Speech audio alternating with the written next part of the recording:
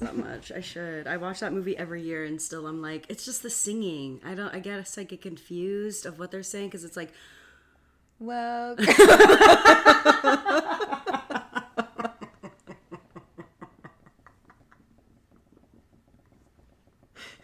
You just start singing it all over again, and that's not even the part I was talking about. Oh. I know the welcome part. Okay. It's like the hula, hoorah stuff. I just can't. Christmas Day is here at last. Something, something, something. Dahoo. I don't fucking know. I get confused. Ooh, that was good. Hoorah is for the Marines, so that's crazy that I'm like.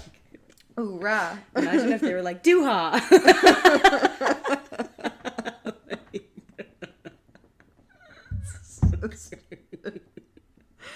Okay. Can I just say, I need a new iPhone because my battery's at 46%. What have I done this morning? Nothing. Texted 2 people.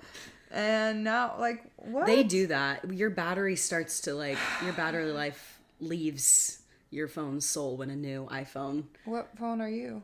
I have no idea, but I did just get one. Remember when my mom was here? How do you figure the 16 that out? maybe? Remember when it used to say on the back of the phone like what kind you had, so you would like, yeah. I'll take off your case and be like, I have number 4. I forgot about that. It's in the settings. Good thing I know where that is located on my phone. And then like about or general or something system. Oh, 11. You're an 11. No, Right. 15. like that's not real. Too early. Okay. They just came out with the 17. Damn.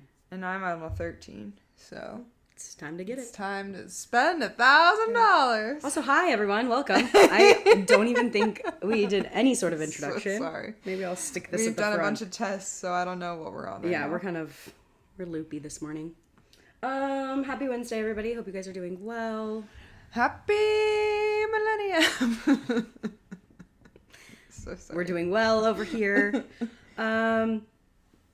We are gonna start off with our 10 and 10 as usual, and I am the Grinch, also as usual. And so I said to Erica, I'm like, I've already thought of like 12 things that I'm never doing for the holiday season. Let's name them. She was like, okay, sure. No, just like holiday traditions, like either that our family has done or other families do that we don't want to incorporate in our life. Mm-hmm. This is actually kind of hard because like a lot of them I like don't want to do because I don't have kids. But if I did have kids, like I probably would do those. But the first one goes without saying, we're not doing it, and it's church. Number 1 is church. That tradition has got to go. Even though it's literally... have a controversial... Oh, no. If you tell me you're going back to church, we are going to... Of all of the days to go to church, though, the Christmas, like, service is the best one. Just because it's, like, it's mostly, at least for Mormons, it's, like, mostly music. And I feel like... non-controversial takes on things because it's like the Christmas story, so it's like we're not talking about paying tithes and serving missions in third world countries. Like, it's fine. So, not that I am saying we should go to church. It's just a thing. My church-related thing, though, is I never, ever want to do a nativity reenactment. Ever. Again, I don't want to watch it. I don't want to be in it.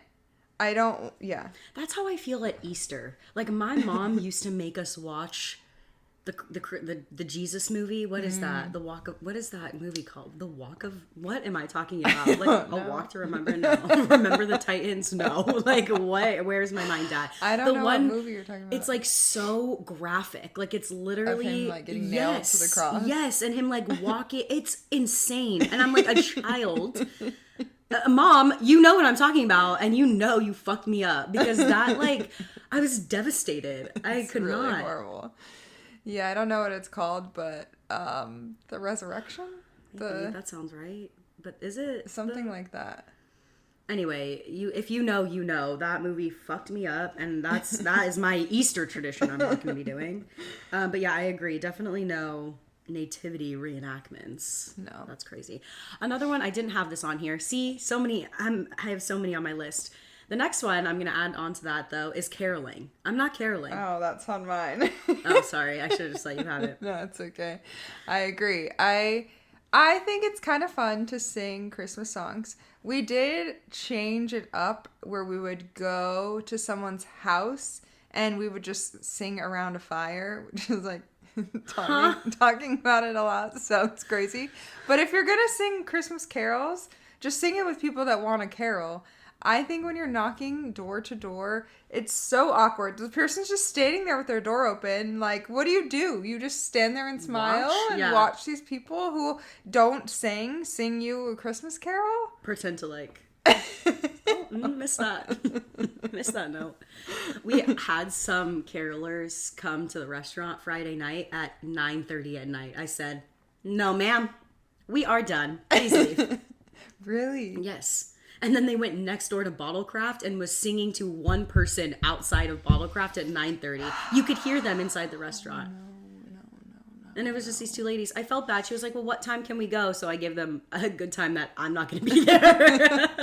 I said, "This day works great. Yeah, this is a day that will be really, really good for here, because I'm not here." It's like, I get the joy and like they look so happy, but it's no. If we did do some sort of caroling, can it be like Justin Bieber's album, like Mistletoe, Under the Mistletoe, like that album or that song that he did? Yeah. Oh, the best. The Hillary Duff Christmas album. We'll do. Let's do that with a little like. What is the quote from Elf? The best way to spread Christmas cheer, singing loud for all to hear. I do think like Christmas songs are happy and fun, but it is the standing in front of a random person's doorway when they don't want to be standing there and you don't want to be standing there, that is not the vibe. You know what is the vibe? You and your friends, the people that like to carol, getting in your car and driving around while looking at Christmas lights, singing to each other. Yeah, that way people driving by can be like, "Oh my God, they're having so much fun," but they're not like, "Oh fuck, now I have to sit here for 2 minutes or 5 listening to these 2 songs that they're gonna sing." Anyway, yeah, that's so funny. Should I go again? Okay. Eggnog. Eggnog and gingerbread anything has got to go. They are not a part of my Christmas tradition. I don't like it. I don't like the taste. I don't want anything near me. I don't want to build gingerbread houses. I don't want to make eggnog. I don't want to eat a gingerbread cookie. And I don't. You keep taking all my things. Oh, sorry. They're just so You can't group gingerbread houses in with eggnog. It's like the food related items that I have. I'm not doing it. It's gross. Yeah. Like, are there eggs in eggnog? Yeah, I'm pretty sure. It's disgusting. It's gross. It's like eggs and milk. And now all of these like places have holiday drinks, and I really want to order them, but they're all eggnog? Yeah. Eggnog or more vodka drinks. And I'm like, where's the tequila? Where's the gin? I feel like there's some good whiskey ones. Yeah, there are. And like the cinnamon, like cinnamony drinks that they have out. Those are the best. But yeah, eggnog, gingerbread, no. Gingerbread houses is on mine, and it's not really like an enjoyable activity. The house never sticks together. Everything falls in on itself, and you're just kind of like, when can we be done with this to move on to the Christmas movie we were going to watch or whatever? Mm-hmm. And like, if I ever have kids, they can do that at their friend's house. Ooh, great idea. Same with the carving pumpkins. Yeah. Elsewhere. Yeah. You can bring your house home, and we could put it in the house, but we're not making it here. Oh, because they brought it home. You're going to go, trash. Oh no, the wall fell in. Trash. Literally. Okay, like this. Oh no. Fell apart. It never works. We tried doing it with graham crackers. Did you ever do that? No.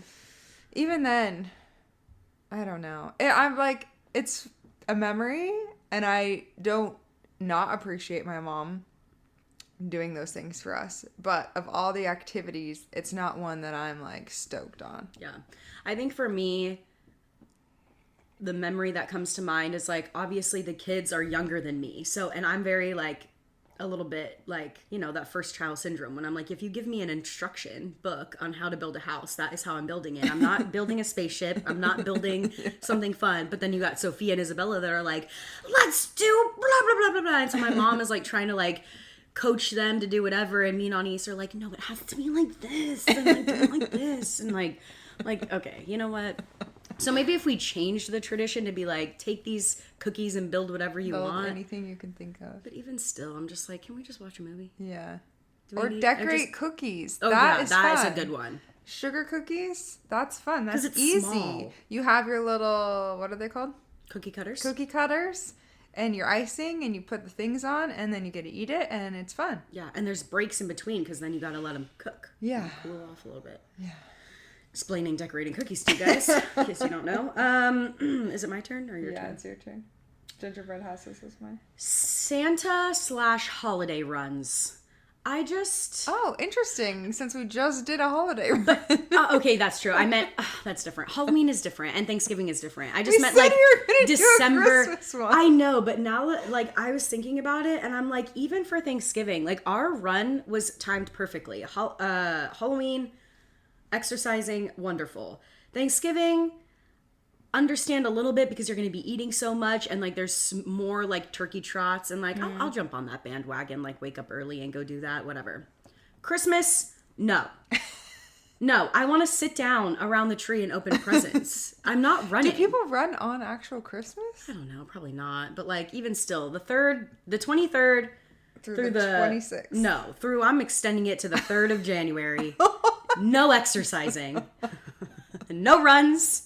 No gym. This is crazy for the Chapel family. They would never partake in that. We literally go to the gym on Christmas. Disgusting!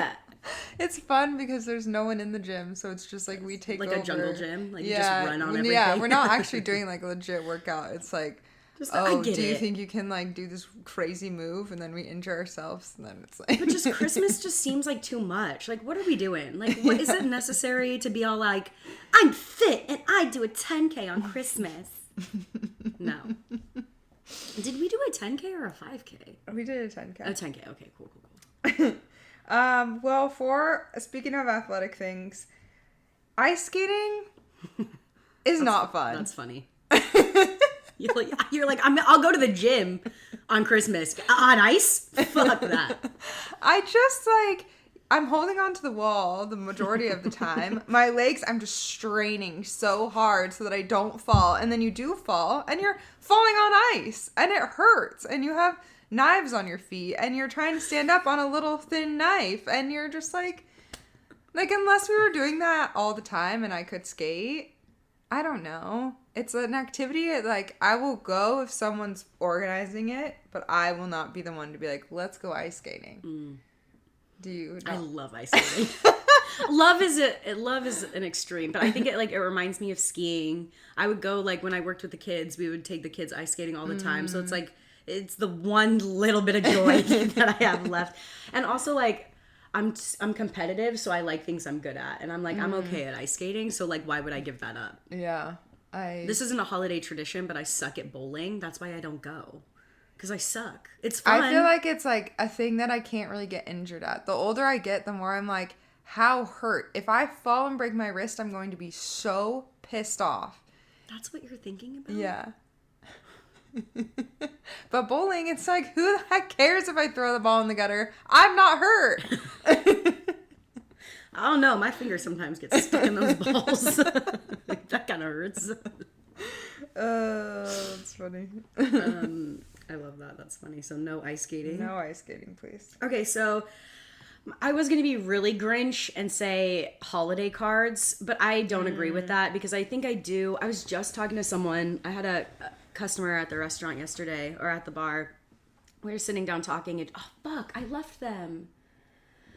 Anyway, sorry, my mind. She had bought these Christmas cards and she gave me some and I left them at the restaurant, and that's sad. But we were talking about, like, how the, like, art of writing letters, we've talked about this before, is like kind of dead, or like giving out cards, like holiday cards, just like little life updates to people, even like with a picture. And I do appreciate those. And the majority of the time that you get them is during Christmas. So I don't want to give them away. I think my tradition would be getting rid of like the traditional holiday card with like the quote and the perfect picture and everything. Like, if I'm gonna send something, if it's like a holiday one, I'd probably do like, I don't know, I just think of like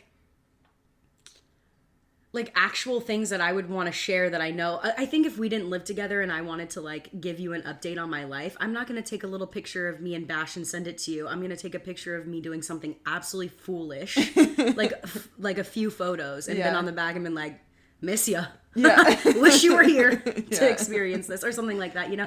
I think my friends and family in my life would appreciate that more than like a cookie cutter picture of me and the dogs or like me and whatever. And I think if I were to ever have a family or like be with someone and, you know, have a life, I would want to do, like, I think of you know what cracks me up is those like JCPenney photo shoots. Like, I would love that. That's so funny to me. And I think like to know that picture is on someone's fridge for at least a month at all these people's houses. Oh, joy and happiness. Also, I keep getting glimpses of myself and I'm like, Prison Mike. That's literally not Prison Mike. You have a beanie. I know, I guess it's a beanie. I don't know. I just like, when my head is covered, I'm just like, what is happening? We're letting it. We're just well, my last one, this is like kind of a stretch because I don't hate the look of them, but making paper snowflakes is just like a very messy activity, and all the little tiny bits of paper, just like, I don't really love messes. I don't know. So no pumpkins, no gingerbread houses, no snowflakes. Like, if we can cut them up, not in my house. But that's good though, because I think kids do I mean, not that I think, I do know. They do those activities at school. Yeah. So make the mess at school, bring it home. Because it's cute. Like, we could have little paper snowflakes on the wall, but I don't really want them made here. Oh, dang, I was going to ask if you wanted to do that later. Nothing. Just kidding. I have another one, and my last one is a fake Christmas tree.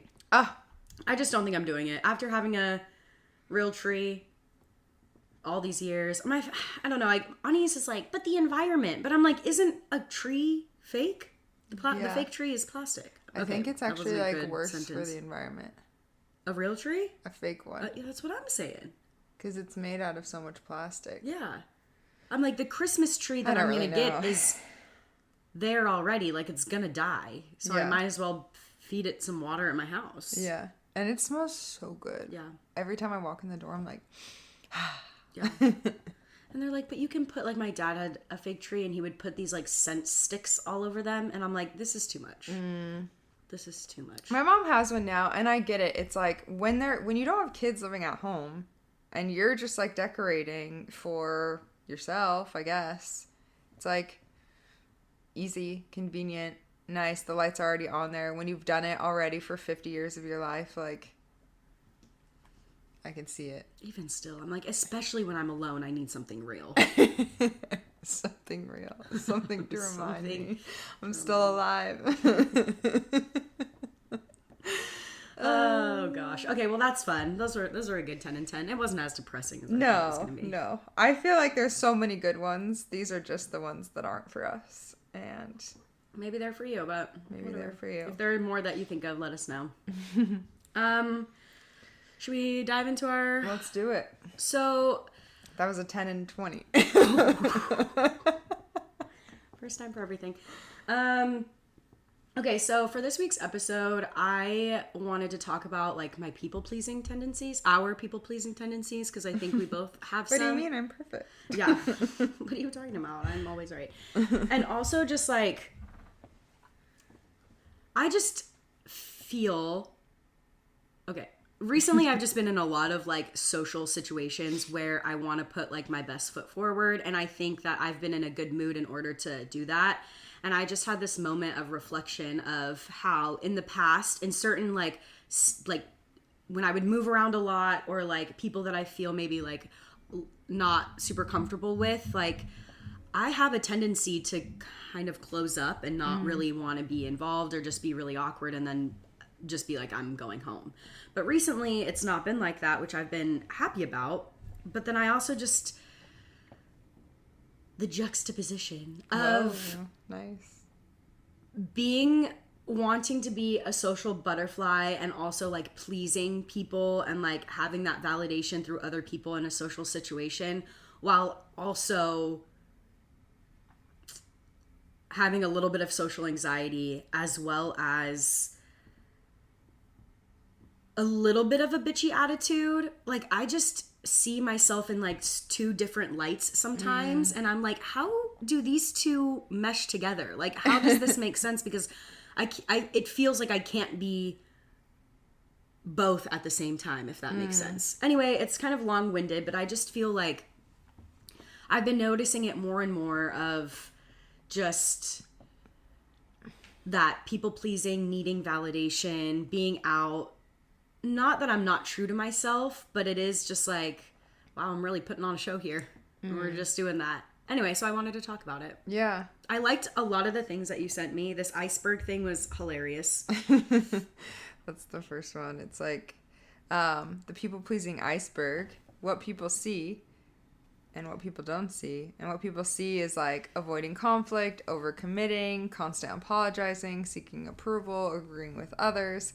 I feel like for myself, avoiding conflict 100%. If I'm in a social setting and I can tell there's like tension for whatever reason, it's like trying to decide where to go next or whatever it is, I will, regardless of what I want, make the decision that's going to cause the least amount of conflict, because I'm like, even we were watching Secret Lives of Mormon Wives, and Ellie and I both are like sinking into ourselves in any time there's conflict in that show.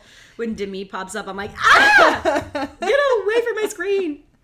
Because I just like, I don't know what it is. I mean, I do know a lot of what it is, but the moment conflict arises, I will do anything to stop it. Mm-hmm. And maybe that's a bad thing, but for myself, it's like, that's one that I still very much cling on to.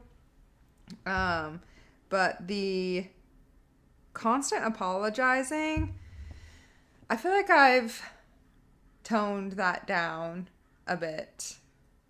So sometimes I'm like, I don't feel like I need to apologize for what I just did. Yeah. I think the ones on here, it's funny because I think we both have these tendencies, and when we're in situations, like, I don't know, something about the holidays, when you're around like a lot of people and then knowing that you're going to go back home, it just brings up all of this stuff. Mm-hmm. But I think out of all of these that are listed on this, I have the ones that you don't, and you have the ones that I don't. So like, I agree with others. Like, I find myself being like, oh yeah, and then walking out and be like, I don't believe that at all. Why did I say that? I actually detest. No. Avoiding conflict, no. Unfortunately, with Secret Lives of Mormon Wives, yes, I will sing into my couch. But if I'm out in a social situation and there's conflict, I am there. I don't overcommit. That's so funny. That like, really are the opposite. I really am like, if I'm not. You can tell, Erica can tell if I am gonna not do something. I'm like, oh yeah, maybe I'll be there. I do constantly apologize all the time. And I used to not do this. Like, when I was a kid, I'd be like, fuck it. I don't give a fuck what you think. Yeah. I do it all the time. I say it to random people. I say it when I don't deserve it. When people fucking fuck me up, I'm the one apologizing. I'm so sorry. I'm so sorry. To me. Yeah. I'm so sorry that happened to me, I should say. No. And then the seeking approval is like probably the highest up on my list. Like, I don't know why, but that is my big thing. And so I just feel like ours are flopped. Yeah. Because I'm like, overcommitting and avoiding conflict are my two biggest ones. Yeah. That's so funny. So I like how that works out. But I think a lot of it, it's funny how so much of our lives, like, are similar. And also, I was going to say, so much of our lives are like revolved around therapy, but I'm like, because I talk about my life in therapy, that's a stupid thing to say. But it is something that I think I'm really trying to work on. I've been working on it all year. You guys know what my like one thing to work on was just like letting go of what people think and just trying to like stay true to myself. And it is so hard. But I liked a lot of these things that they said, like under the same thing, under the iceberg of fear of rejection, low self-worth, need for control, fear of conflict, desire for acceptance, internalized beliefs, and shame and guilt. And I think, I mean, obviously this can go like real deep into like some trauma stuff, but I just think like, I was going to say surface level, but that kind of defeats the purpose of the iceberg. But I just think for like on a small scale, these things are so apparent in almost everything that I do. And so it's nice to see because it allows me to kind of change the narrative, which I feel like I'm really trying to do in a lot of these things, and have that constant reminder of, no, I don't need to apologize for that. And, or if I am apologizing or whatever, I don't have a good example right now. Like, where is it coming from? Like, what is the root of this? Like, what is the issue, you know? Yeah. And so a lot of these, like, fear of rejection, low self-worth, I think those are, like, the top thing on mine. So it's like if I'm in a situation and I find myself apologizing, I'm trying to think of an example because it's not like I'm apologizing for anything. It's just like I think of just being in a social situation, think of like a lot of people being all around and everybody's kind of like bumping in. I feel like I'm constantly like on edge, like, oh, I'm sorry, like, oh, I'm sorry. And it gets like to the point where like I'm annoyed and I'll even be with friends and they're like, shut the fuck up. Like, why are you apologizing? Yeah. And it's like, it's nice to have that though, because I look around and I'm like, okay, where is this coming from? Like, am I not comfortable right now? Do I need to like move myself somewhere else? I don't know, stuff like that. So it's nice to see the other end because it allows me to kind of pinpoint like, okay, this is where this is coming from. This is why I'm really trying to people please in this situation because I'm feeling like I'm about to be rejected or I feel like my self-worth is up. So, yeah. Yeah. It's interesting because it's like, it says fear of rejection is why you won't say no to something. And I'm like, is it rejection? Because, for example, the other week you and I and some friends went to Polite Provisions, which is a bar here. And I knew that I had plans for the morning and I wanted to get up early, but I wanted to do both things.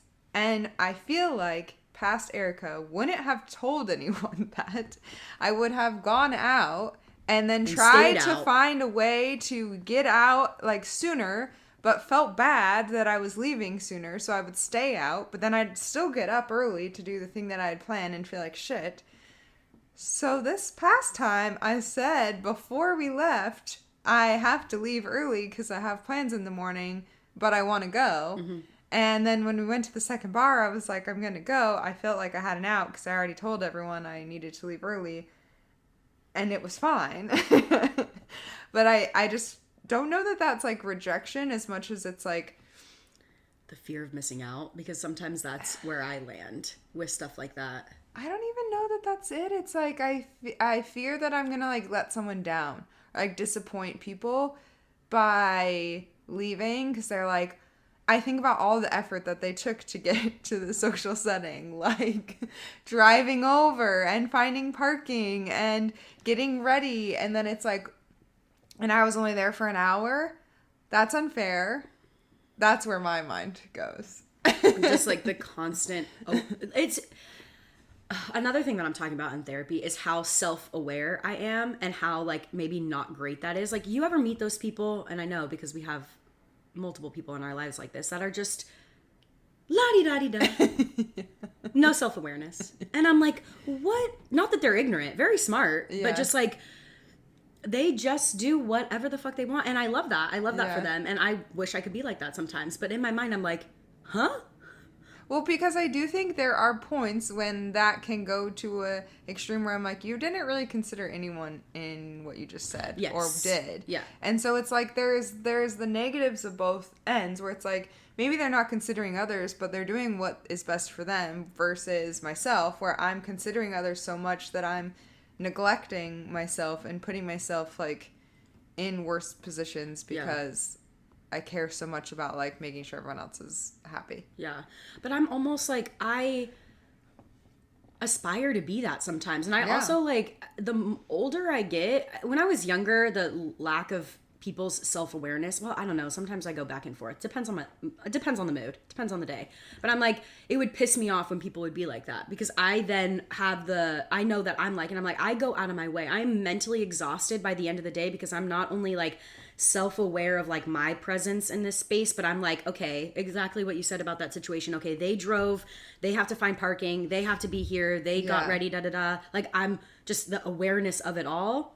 And so I see those people and I'm like, wow, that's so rude. But as I get older, the more and more people I meet like that, the more and more I'm like, you are just doing whatever the fuck you want. And I love that. Like, it's not the best, and sometimes it pisses me off. But if like they were to die tomorrow, they did everything that they wanted to. You know what I mean? That's not a great way to think, but sometimes I need to think that way. You know? Of like, literally, what could happen tomorrow? Why am I worrying so much about this stupid thing? Yes. But I'm like, it's so difficult to not do that. And like, the root of like, again, I'm on this like track right now of like really trying to change the narrative of a lot of things in my life just to make life fucking easier. But it's like, in that situation, how I would be, that you're talking about going out, like I would have the FOMO, but then it would also be like, okay, I'm worried about what they're thinking of me, or like what they think of this situation, or if this is going to piss them off, is this going to be a thing? And it's like pressing on a bruise. I think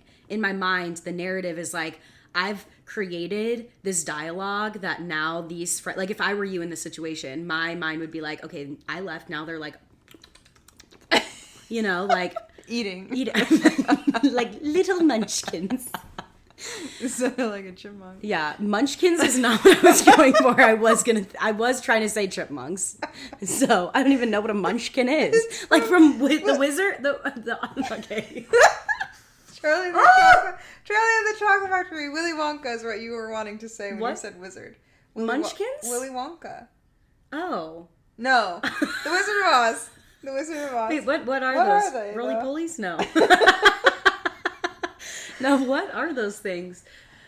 Munchkins. Hey Siri. What are the little people called in Charlie and the Chocolate Factory? What the?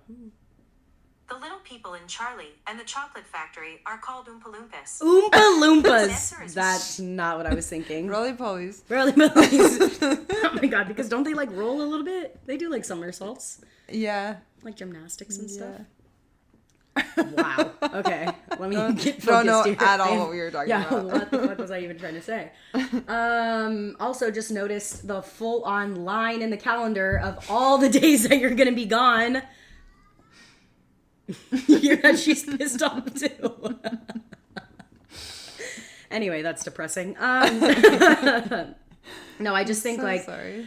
What I was trying to say is, in my mind, the narrative is like, I've created a dialogue of what people are saying, and it's mostly about, like, it's kind of selfish if I think about it, because I'm like, oh, it's all about me. It's all like, they view me, what they're, talking about me negatively. And sometimes it's like, I have to be able to sit and like call out like I don't want to say truths, but like the realistic side, I guess, like, because the facts, yeah, because it's, truth can be a little subjective sometimes, but I'm like, the fact is that like, I'm leaving, like, I have something to do. The fact is that they're my friends. The fact is that if there was a problem, they would say it, and if there's not, like, I have to just be able to move on. I think I just struggle with like sometimes using that situation as a reason to beat myself up. It's like my brain does it on purpose sometimes, and then like will make my attitude worse, and then it like spirals, blah blah blah blah blah.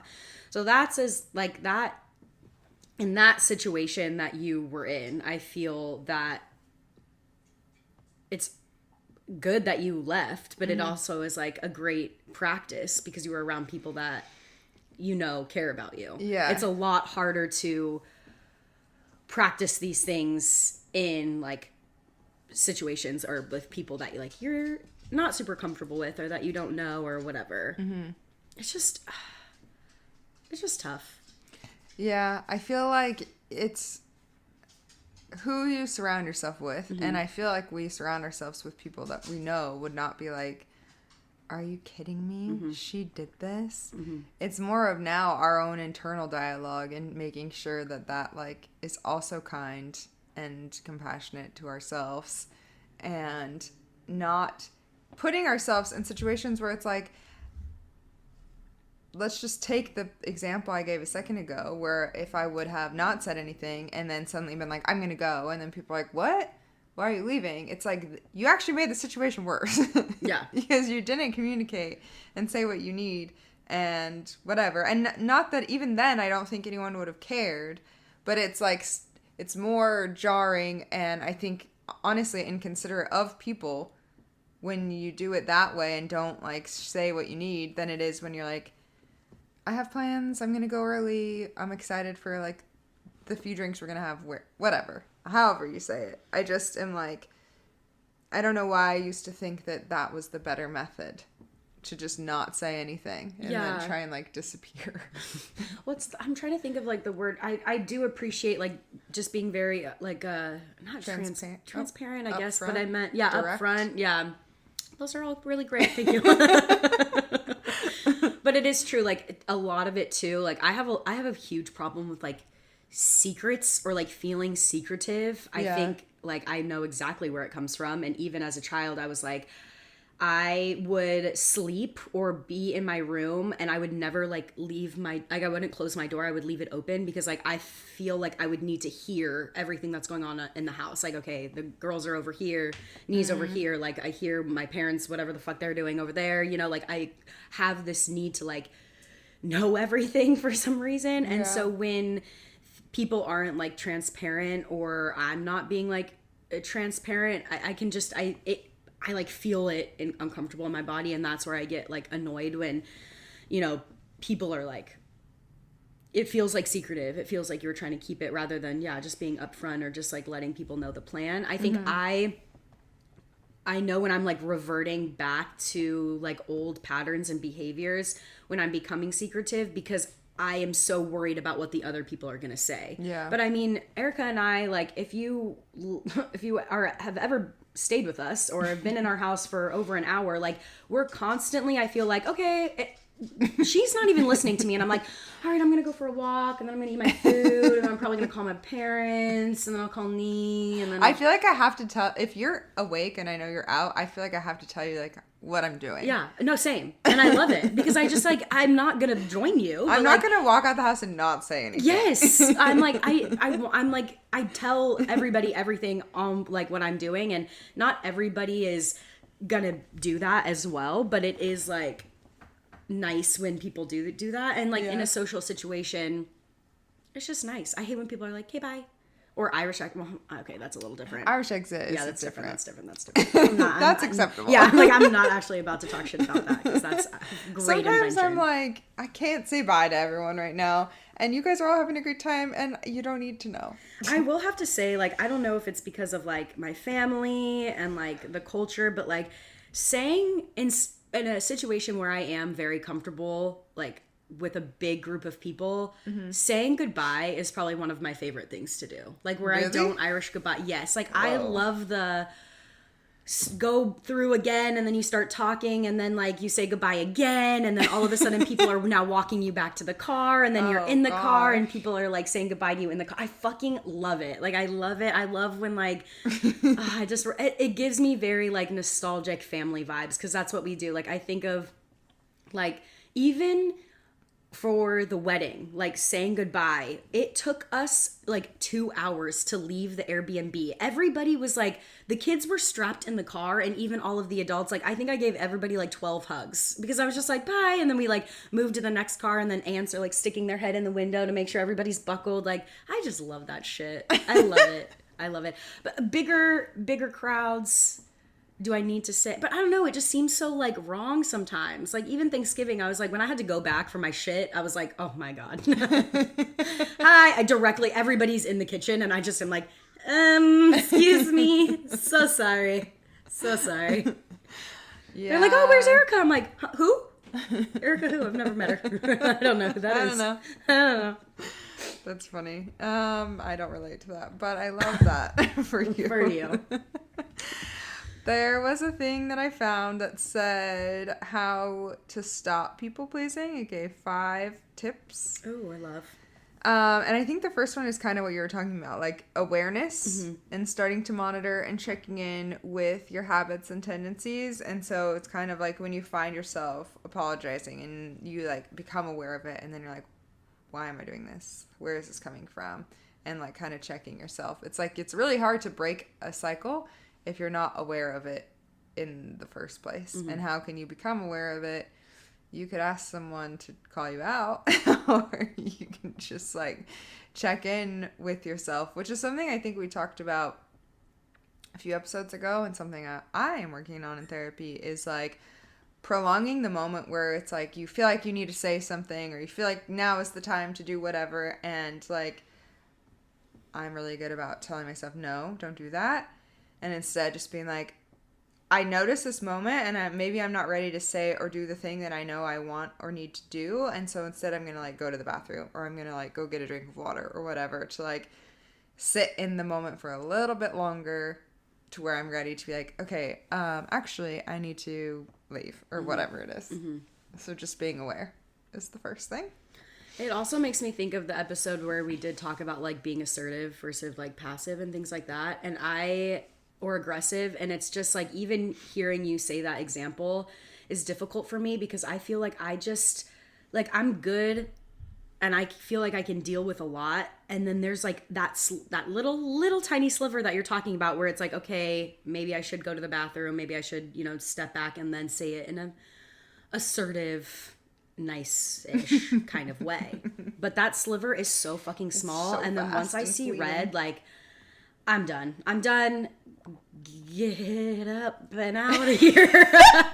I am like, no, I have no patience for it, and I'm not. Yeah. Instead of just being like, I don't know, like have a... Okay, well, you have a lot to say on this subject. Okay, well, that's different. Bad example. But I just am like,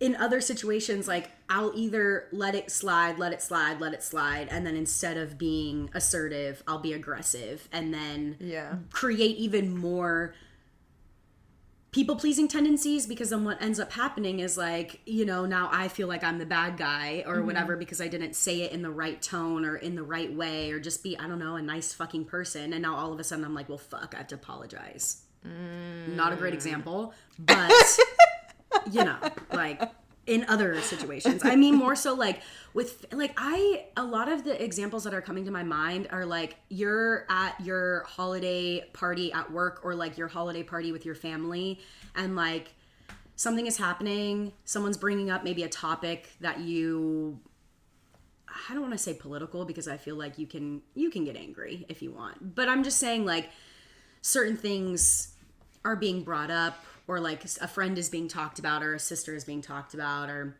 whatever. And instead of just kind of, you're feeling a little uncomfortable with what's going on, instead of like saying it right then and there in a way that's nice, you like let it go. And then all of a sudden it's like, you know, if I think of like a holiday work party, maybe I won't say it there unless drinks are involved, then maybe I will. But then it's just like that resentment that builds up, you know, and then all of a sudden it kind of just like spirals into like a shit talking situation or something like that, where it's just no good for anybody.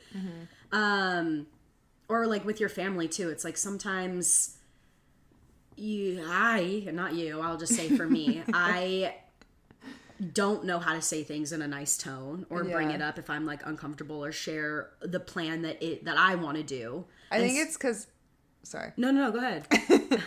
I am the same way, but it's when I've been stewing on it for so long. Like it's, if I think of something or feel something and then say it, I can say it in a kind and gentle way. It's when I've been thinking about it and thinking about it and thinking about it and not saying anything, and then things continue to progress in not the way that I want them to. Yep.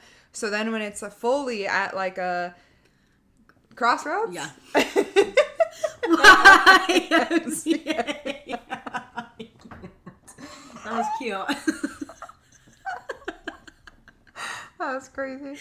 A crossroads. I don't even know. My really pivotal or monumental thought.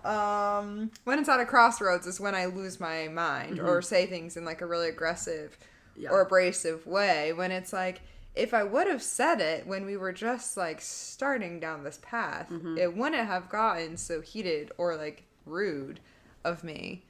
Because it's like when someone's saying, oh, I think we should do this, and then you don't say anything, opposites, and they're going to keep going with what they think. Yeah.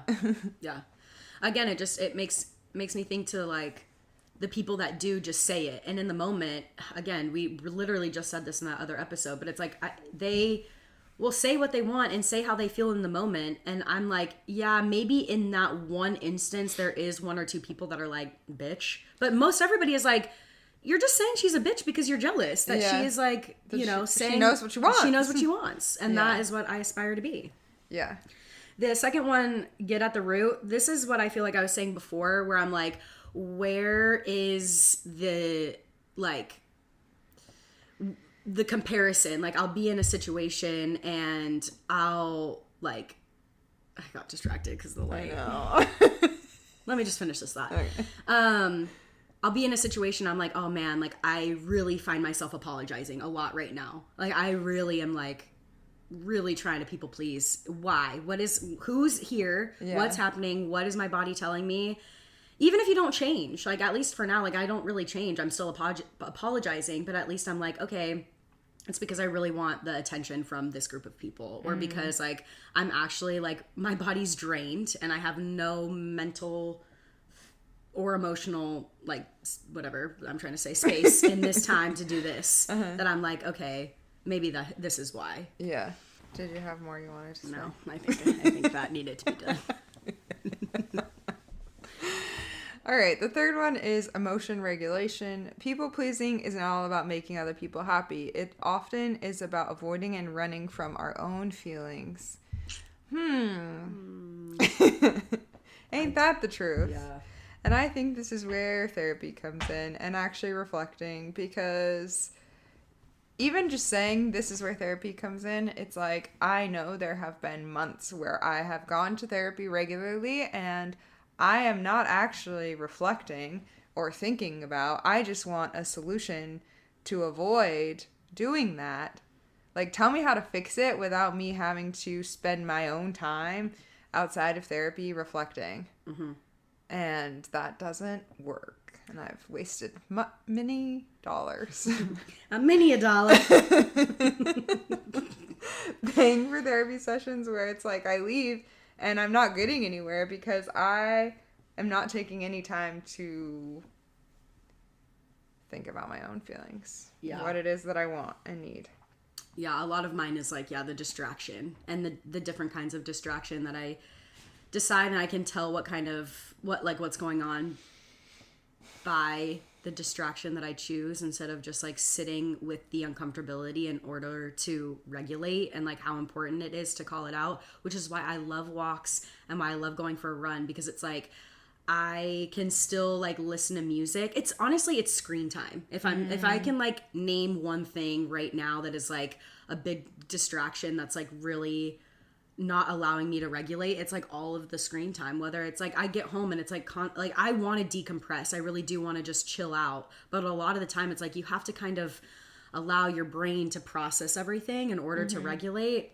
But it's like immediately onto the phone or immediately turning on a show or a movie or something, which is fine at some point, but when I use it like how I have in the past, of this like kind of numbing out and like really just turning off my brain, it's like nothing. It's kind of what I was talking about when I was telling you guys I was taking a tolerance break. It's like Ellie would just smoke to numb out, and like there's just no thoughts in your brain, and then by the time you like come to from like watching a show, everything comes back and it's like whatever the situation is. That's a little bit more like intense than like the people pleasing thing, but it is true when you can't identify something or emotionally regulate yourself, how do you expect to do that in a social situation? I like that one. That's a good one. 11/11. Been seeing them. I'm telling you. Keep saying it. It's been like 3 months. Mental decluttering. I feel like this is pretty similar to kind of not using things. Distractions. Just being able to do like wholesome things, or no, like for me, Sometimes it's journaling, and I've literally not been able to journal or like write anything out, just like where my headspace is. But I know like going for long walks and runs is where I'm like, okay, back to my baseline. I can figure like I'm good. I'm chilling, and I think that is like my option for my mental decluttering. I do like in this how it talks about like clearing out outdated expectations or rules, because I do think that sometimes, especially the religious upbringing that I had, I like, even though I don't practice that anymore, that's still how I grew up. And so I think whether it's like consciously or not, why am I thinking that this is how it has to be, or assuming that this is what the way that people think? And I think the more that you practice, maybe not even doing the opposite, but doing what you know you want to do instead of what you think you should do, and you realize like the world doesn't end, then you can kind of start to retrain your brain to be like, those beliefs don't make sense, or that assumption isn't accurate, because I've done it and I've seen that the world didn't end. Yeah. Again, like what I was saying before is changing the narrative. Like I really am just trying to call out like the facts. And even I just have such a negative mindset all the time that it's really hard for me to even be like remotely positive, because it feels like toxic positivity even though it's not. So what my therapist is like, just call out the facts. Like you don't need to be like overly nice. This isn't a great example, but like when it comes to like my self-worth, if there's like something on my appearance that I like can't handle, she's like, well then choose something else to say nice about yourself, or like whatever. I like that. And so that's been like helpful. I don't know how to put it in an example for this specific topic, but it's just kind of literally just rewiring your brain, telling it over and over. Yeah, I always think of that Rihanna interview where she was like, the interviewer asked Rihanna, like, do you ever feel, or like, what do you do when you're like not feeling it, you're not feeling hot, you're not whatever? And it's like, it's fucking Rihanna. So, but she's like, you know, everybody has those days. She was like, fake it. She literally was just like, I fake it. Yeah. And I'm like, that's so hard to do, but also such good advice. It is. The last one is reconnect with self and others. Reconnect with the parts of yourself you've been hiding and suppressing. Take those authentic pieces of you into your relationships. Learn how to set boundaries and clearly communicate your needs. The hardest. Hardest thing to do. But I think this really does go back to like they all tie into each other, and like it's really hard to reconnect with yourself when you are constantly filling your time with things that distract you from sitting with your own thoughts or being uncomfortable. And I feel like that is kind of what came to a head for myself this year, is like I had a busy schedule, and there were things that I enjoyed doing: coaching, volunteering, working, hanging with friends, all these things. But I had actually no time where I was sitting with my own thoughts and really like checking in with myself and what it is that I wanted or needed. And so it just impacted like a lot of relationships. It impacted my time. It impacted how I felt about myself. And I feel like I needed to clear my schedule of like everything so that I could have this time. And that's not to say I don't think I can like do those things again. I just feel like I didn't have the skills to be able to have a busy schedule and also know what it is that I need. Yep. I agree. This one's the hardest. This one's hard because I feel like I'm a people pleaser even to family. So it's really hard for me to like let my guard down and just kind of talk with them about stuff, because I will then get off the phone and be like, whatever. And I have to let that go. It's easier with like my sisters and stuff because, again, just like that unconditional love. I think where I have been struggling with this lately is when I call to maybe help regulate some emotions or whatever and like kind of lean into them, because of how like fucked up my head is.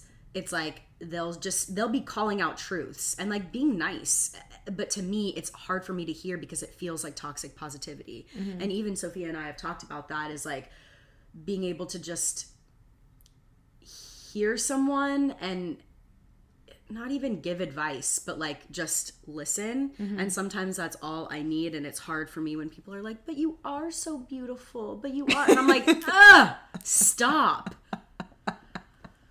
And that's so bad because I do want to be called beautiful, but I'm just like, whatever. So in this, that's interesting, because did you read the other one that said 10 signs you're a chronic people pleaser is when you rarely accept praise or credit. Yeah, wow, I know. Credit or praise. No, I don't. Praise. I like it. Yeah, no, I hate it. Yeah, it really makes me so uncomfortable. But yeah, back to the reconnecting with yourself. It's just, this one's the fucking hardest. I can't. It's so difficult.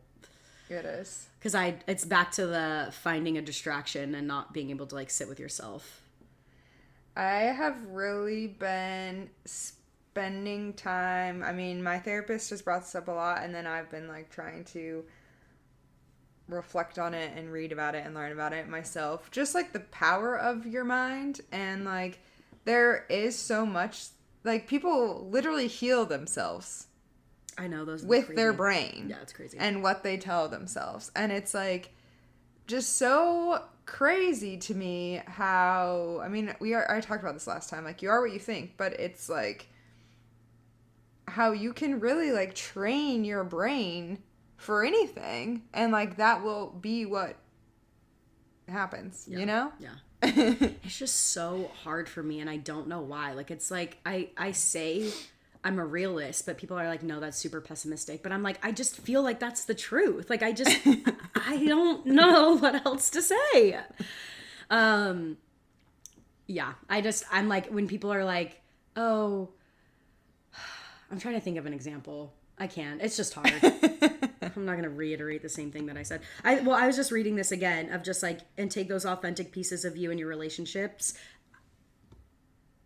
Sometimes I'm like, I don't even know who I am. Like, it sounds so stupid to say, but I'm like, what do I even like? You know, when you feel like you've kind of lost yourself, you're people pleasing because you're so worried about what everybody else thinks of you, you lose who you are. And I feel like I have been there, and I wouldn't say I'm there now, but I am kind of picking up a few pieces of like letting go of some things and building myself back up into like the person that I want to be. And that's difficult when you're a people pleaser, because then it's like, I'm trying to find who I am in all of these other people, instead of just being able to like sit with myself and be like, this is what you like. This is what you don't like. This is what you want to be doing. This is what you don't want to be doing.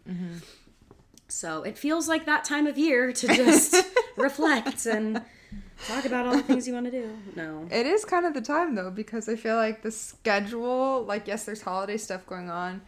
I don't know, but you do have a little bit more time to sit and think, and it can be a lot, and it's really easy to avoid it, and it doesn't have to be right now if that's too much, because like we talked about last time, sometimes you need to just get past the new year in order to be like, okay, that's done. Now what do I want, or how can I like take some time to think? Yeah, not to like end on a bad note, but like I think a lot of it right now is like I'm crashing out about turning 30, and I don't know why. Like I wish I would just change the narrative in my brain and not make it a big deal, but I am struggling. It happens so quick. It's like the holidays, and then the new year comes, and then reflection, and then all of a sudden it's like boom, you're 30, and I'm like, what? Yeah. I was literally 25 2 minutes ago. I know, it is crazy. An idea I had, though, in watching The Secret Lives of Mormon Wives.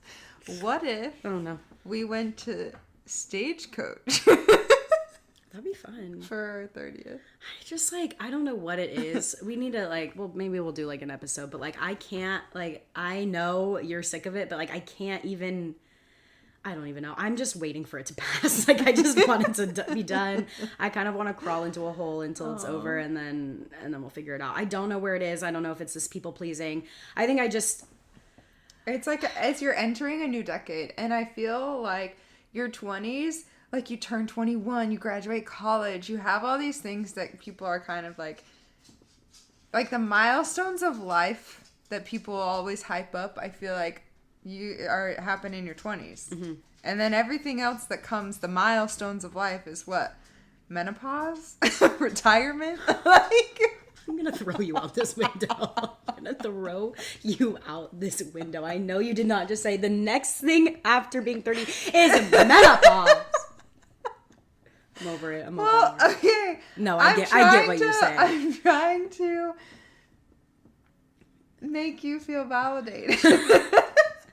I think it's just a lot of reflection and a lot of acceptance, and those things are really difficult for me. And it's like, I also compare myself to a lot of people. So it's like this big monumental age that everybody talks about, and like the culture and the world and the things that it built up on. It's like, I find this time for reflection instead of just being like, I'm happy where I am. Mm-hmm. I'm in the stage of, this is where I'm at. Mm. And I just have to like deal with that, and that's difficult. And that's difficult when I'm like thinking of that, and then I have everyone like, how do you want to celebrate? And I'm like, I don't. Stagecoach. No, you know what I mean. It's just, it's hard. Oh, and I do have something else to add to that. Is Sophia said something so lovely to me on the phone yesterday, because I was talking to her about it, and she was like, well, think of it like this, Ellie. Like, you're actually, when you turn 30, it's because you finished your 30th year. You're about to enter your 31st year. And I said, thanks. Thank you. So I'm actually a year older than I was. Yeah, so it's actually already done. Cool. And she was like, I was just trying to make you feel better. And I'm like, no, you're fine. But also you made it worse. Yeah, you did make it a little worse. I like gasped out loud. I was like, oh, cool to think about. That's funny. Anyway, what a great episode. Thanks for hanging out with us. If you're a people pleaser, these are the tips. Good luck. That we've been told. We're working on it. And it's okay. If you're 29, you know, you're actually 30. I'm gonna shut up. Merry Christmas, everyone. I think we have another week before it's the holidays, but we love you guys, and we'll see you next week. See you next week. Bye.